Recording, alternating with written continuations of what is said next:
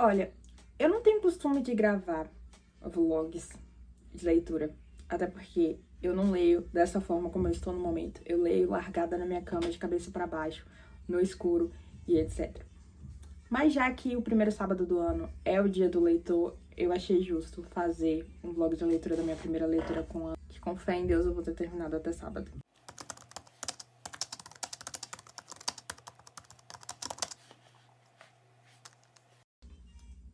Olá! Isso aqui é só uma introduçãozinha, eu vou aproveitar enquanto eu estou tomando aqui meu chá de erva doce pra poder falar pra vocês sobre o meu primeiro livro lido do ano. E eu preciso sentar pra ler, o que é chato porque meu trabalho está interferindo na minha leitura, porque se eu não precisasse trabalhar, eu já teria terminado esse livro, entendeu? Mas não, eu tenho que ser assalariado. O livro que eu li, o primeiro livro que eu resolvi ler este ano, pra quem não leu a retrospectiva de hiperfixações lá no blog, que eu vou deixar o link na descrição. O primeiro livro que eu resolvi ler é Monsters, da Emerald Fennell. Eu achei informações conflitantes em relação a ele ser o primeiro livro que ela escreveu ou o terceiro livro que ela escreveu, porque o que acontece? Ela tem dois livros que fazem parte de uma duologia, e ela tem este livro, Monsters, que é separado, é outra história, e ele tá no Kindle Unlimited, é o único que tá no Kindle Unlimited, por isso eu comecei com ele. O que eu sei é que eu tenho uma teoria de que ela vai tentar transformar esse livro em filme, e ela tá tentando fazer isso desde 2020, baseado em informações que eu coletei assistindo todas as entrevistas possíveis dela. Inclusive, falando nisso, vocês perceberam que os dois vlogs de leitura que eu gravei neste tempo todo foram de atrizes que sempre quiseram ser escritoras, e aí escreveram livros e simplesmente são escritoras fodásticas? Enfim, Monsters é um livro que ele é escrito numa narrativa mais infantilizada, porque ele é escrito do ponto de vista de uma menina de 12 anos. Quase 13 anos, o tempo inteiro ela fala que ela tem quase 13 anos. Porém, ele não é um livro infantil. Ele tem vários aspectos que eu gosto. Mas basicamente o que acontece é que ele é narrado na voz dessa menina de 12 anos, que ela é uma criança peculiar, digamos assim. E ela é órfã, e ela vai morar com a avó depois que os pais dela morrem. Eu não vou falar do que os pais dela morrem, porque a primeira frase do livro você já fica tipo... Ela vai morar com a avó, e a avó dela gosta muito de livros de crime e histórias de crime, e ela acaba lendo também, e aí ela se torna uma especialista em crimes, o que é ótimo, porque aí no verão de férias dela, quando ela tem 12 anos, acontece um crime na cidade onde ela vai passar as férias, e ela resolve que ela vai resolver, até porque o policial não é qualificado. E, velho, é um livro muito bizarro, tipo, no sentido de ser assustador mesmo. Mas eu amo histórias com crianças assustadoras, entendeu? Com crianças que pensam assim. E ele é meio que escrito realmente como se fosse um monólogo interno, né? E você vai lendo e vai pensando, vai lendo e vai, tipo, as ideias vão entrando na sua cabeça e parece que fazem parte do seu pensamento. E eu acho que, assim, pra quem se familiarizou com a escrita da Emerald, tanto em Killing Eve quanto com Bela Vingança, né, Promising Young Woman, o bizarro é esperado, o perturbador é esperado. Então, e a minha primeira experiência com a escrita da Emerald foi com Promising Young Woman. E logo depois eu fui assistir vídeos sobre o assunto e a forma como ela fala sobre como ela escreveu a história e como ela chegou àquele ponto de que... É difícil falar sem dar spoiler. Ela fala que tem uma cena que na cabeça dela era de outra forma, mas quando ela chegou a essa cena, ela percebeu que era impossível ela escrever, porque ela não conseguia imaginar que aquilo fosse acontecer de uma forma positiva quando ela chegou à cena.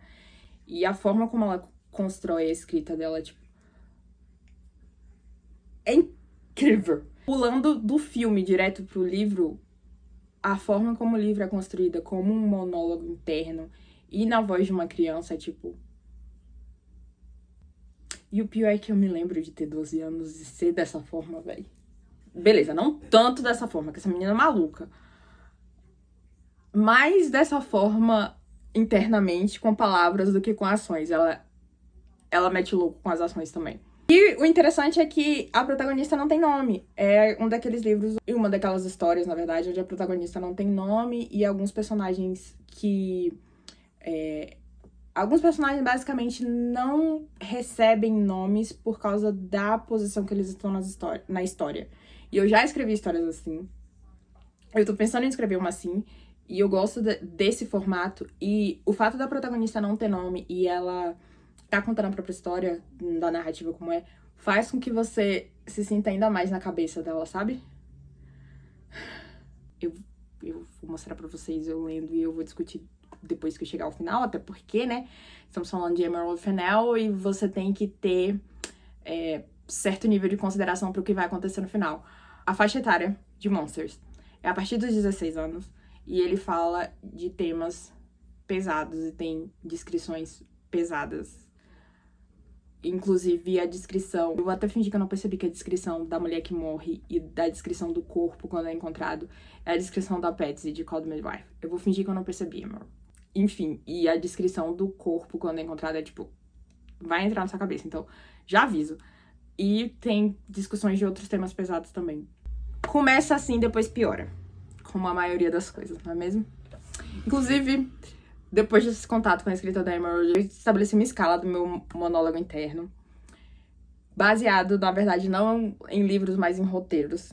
E, basicamente, o meu monólogo interno, ele vai de Amy Sherman Palladino pra Emerald Fennell, passando pela Phoebe Waller-Bridge. A Amy Sherman Palladino é a parte do meu monólogo interno, que são as piadas e as referências muito específicas. É a parte engraçada. É a parte que até vem do trauma também, mas é a parte mais fofinha. Já a Phoebe Waller-Bridge é a parte do monólogo interno que é mais autodepreciativa e mais... eu não vou dizer séria, mas é a parte que, tipo, faz as piadas sabendo que vem do trauma. Não só, tipo, a piadinha com trauma, não. Vamos, a piadinha no trauma ali com a Phoebe Waller-Bridge. E, finalmente, a Emerald Fennell, que é a parte do meu monólogo interno que escreveu algumas partes do final de As Crônicas de Cat, vamos dizer assim. É a parte do meu monólogo interno que tem Carmilla como livro preferido e ama o conceito das 7 polegadas de sangue. Uma escala que vai de Amy Sherman Palladino, passando por Phoebe Waller-Bridge e chega em Emerald Fennell. É esse o nível do meu monólogo interno, entendeu? São as 3 compreendem eu enquanto pessoa. E é isso. Agora eu preciso terminar de ler o livro e terminar meu chazinho.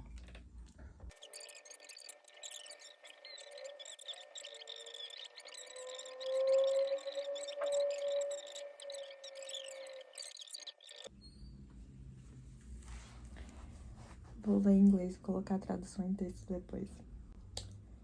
What's all this? He asked, his breath stinking. They found a body in the water, I replied. A body? He said as though I would just tell him the weather forecast. What sort of a body? A woman, red hair. A woman in the water. George Brain nodded. That sounds about right. Are you going to do a speech about it? I asked, looking at his box. He watched as the ambulance began to drive away. I can't do another speech about it, he sighed. Can't always be doing speeches about women in the water. The water is full of women. Como diria Taylor Swift, oh my god, she's insane.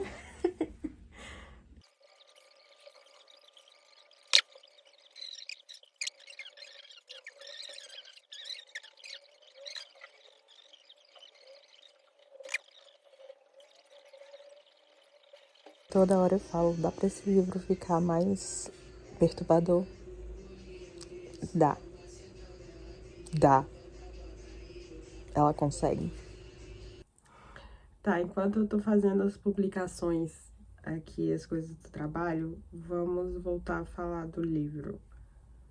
Faltam somente umas 60 páginas da edição que eu tô. E provavelmente eu vou terminar de ler hoje depois do trabalho. Como vocês podem perceber, eu tô doente. Por isso eu não gravei outros dias. Mas eu continuei lendo, porque, claro, enfim, ficar doente na primeira semana do ano, que delícia. O livro é repugnante de tão pesado, tipo, ele realmente consegue ser traumatizante. Teve uma parte que eu peguei e falei assim, não acredito que ela vai fazer isso. Que eu fiquei, Emerald, você não vai fazer isso, você não vai fazer isso. E aí depois eu lembrei que eu fiz exatamente a mesma coisa com a Valentina e a Miranda em As Crônicas de Cat. Eu falei, ela vai fazer isso. Ela foi lá e fez o quê? Isso mesmo.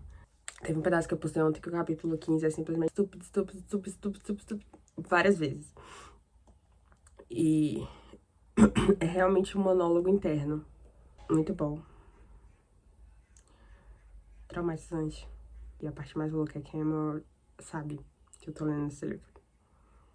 Eu não imaginei que isso fosse acontecer. Você acharia que por tudo que já aconteceu comigo, eu não ficaria tão surtada com o fato de que a Emerald sabe que eu tô lendo o livro dela, mas eu sou eu, não é mesmo? Mesmo estando doente. Provavelmente até hoje à noite eu termino o livro, e aí ou eu gravo algo surtando no meio da noite, ou amanhã de manhã, depois que eu já tiver processado o final, eu gravo. Porque, como eu já falei, vai ser o final que eu vou pegar, porque eu não faço a mínima ideia de como esse livro vai acabar. Qualquer coisa pode acontecer. Eu já sei quem é o assassino? Claro que não, gente. Não dá pra saber quem é o assassino. Se é que a gente vai saber quem é o assassino no final, porque pode ser qualquer pessoa, mas... Enfim.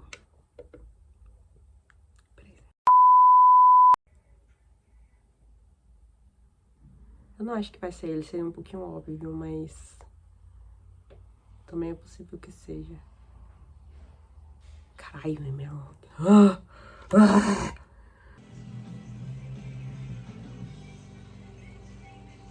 Ok, Emerald.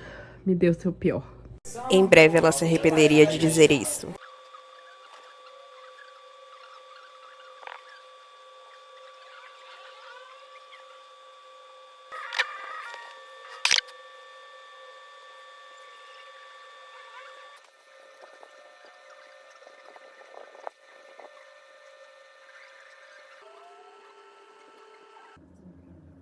Girl, what do you think you're doing?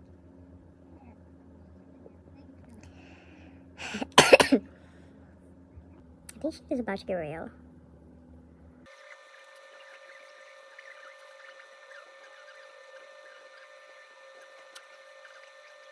Girl, I mean, I knew it was coming, but...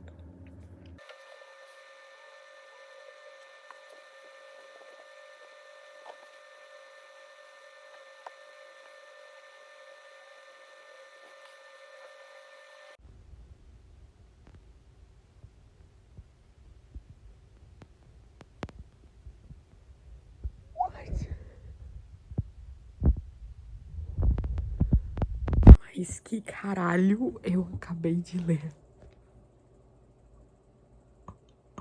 Eu simplesmente fiquei parada assim. Por quase 2 minutos. Eu não acredito. Não, eu tenho que voltar e ler isso de novo, porque eu não acredito que o livro terminou desse jeito. Emma, come on.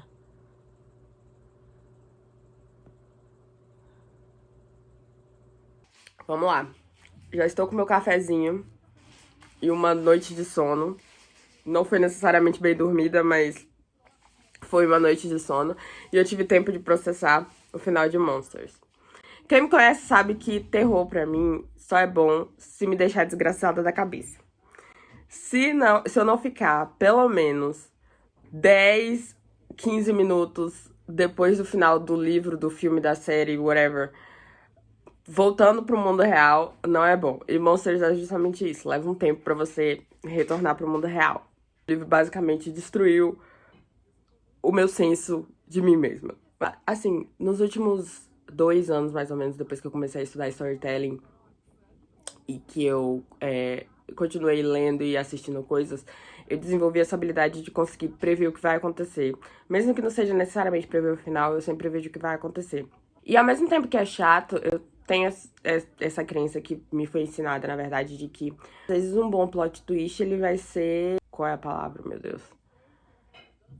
Ele vai ser, tipo, distribuído através da história e você vai conseguir chegar à conclusão do plot twist, entendeu? Um bom plot twist, muitas vezes, ele vai te conduzir, chegar com a condução do autor, entendeu? Você vai conseguir chegar à conclusão de que ele vai acontecer através do que acontece na história. Mesmo que seja, é um plot twist, mas, enfim. E eu também li muito romance nos últimos anos, e romance, de certa forma, é previsível, e a leitura é justamente pelo fato de ser previsível, de ser confortável ali. E aí, quando eu comecei a ler Monsters, já, como eu falei no começo, com essa conclusão de que era escrito pela Emerald Fennell E é justamente essa ideia de que os finais da Emerald vêm carregados com aquela sensação de que, assim, não tinha mais pra onde ir, entendeu? O final tinha que ser esse, mas eu não acredito que o final é esse. Então, assim, mesmo sabendo disso e mesmo sabendo que eu provavelmente não ia conseguir prever o final, Monsters me surpreendeu porque no meio do caminho eu tava com 10 teorias diferentes sobre o que poderia acontecer, 10 teorias diferentes sobre quem era o assassino. E de alguma forma ela conseguiu fazer com que todas as minhas teorias e todas as minhas conclusões fossem reais, fossem verdade. Só que o final não é o que você pensa que é. E ao mesmo tempo, é claro que o final é esse. Você queria que o final fosse o quê? Não tem como o final ser outra coisa. E aí você fica tipo... Eu fiquei meia hora assim. É claro que o final não seria outra coisa. E você... O final é a última coisa que você quer que aconteça e ao mesmo tempo não tem como ser outra coisa. É impossível que o final seja outra coisa. Quando você começa a ler Monsters, se você pensar... Qual é a coisa mais absurda que pode acontecer nesse livro? Ela vai acontecer. E ainda assim o final vai te dar um soco na sua cara. E a parte mais louca é que, como eu falei, o livro ele é meio que escrito como um monólogo interno. E os últimos 3 ou 4 capítulos, parece que você realmente tá vivendo o que a personagem tá vivendo. E o que acontece no final é tão angustiante, é tão frustrante, é tão... Porque é a última coisa que você quer que aconteça, mas é óbvio que é isso que vai acontecer. Não tem como acontecer outra coisa. E você fica de... É perfeito por ser frustrante. É genial por ser enlouquecedor, entendeu? E é um livro que é justamente isso. O final, ele te deixa angustiado, ele te deixa presa naquilo ali. A maioria, 90% dos meus autores preferidos são, ironicamente, das Ilhas Britânicas, porque eu vou incluir a Irlanda aqui, e autores de terror. E a Emerald conseguiu entrar nessa lista como autora contemporânea, desconsiderando a Anne Rice, porque a Anne Rice já morreu, então, mesmo ela tendo sido minha contemporânea, ela não é mais contemporânea. E eu sei que vocês estão pensando, mas você é suspeita pra falar porque você já gostava dela antes de ler o livro, você já tinha interesse, você já leu o livro com outra perspectiva. Mas aí vocês têm 2 opções. Vocês podem, ler o livro e tirarem suas próprias conclusões, o que eu apoio que vocês façam se vocês têm condições mentais pra isso. Ou 2, confiar em mim quando eu falo sobre escrita. Porque, assim, eu levo escrita muito a sério, vocês sabem disso. Eu já dei uma volta de 180 em peças de mídia que eu gostava muito porque a escrita decaiu em qualidade. Então, vocês sabem muito bem que eu levo escrita a sério. E o mais interessante é que eu falei que eu não sabia se o livro era o primeiro ou o terceiro, mas pela biografia no final do livro é o terceiro. Os 2 primeiros são de Shiverton Hall e Shiverton Hall The Creeper, que é a duologia que ela escreveu. E a ironia é que, pela linha do tempo ali, ela escreveu esse livro enquanto ela estava gravando a 4ª temporada de Call the Midwife. E eu entendo perfeitamente, porque a 4ª temporada de Call the Midwife também ativou meus instintos homicidas. Então, perfeito. Enfim, é isso. Esse foi o vlog de leitura da minha primeira leitura do ano. Agora eu não sei se eu quero piorar e ler algo mais pesado ainda ou se eu quero encontrar algo mais fofo pra ler. Beijo e até semana que vem.